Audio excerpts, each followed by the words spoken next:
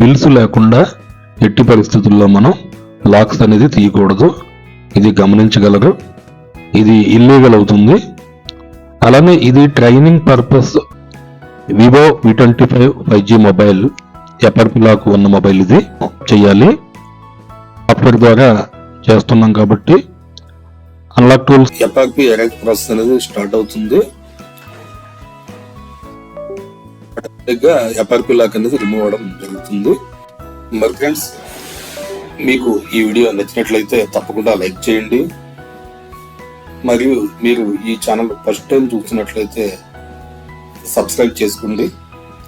Thank you.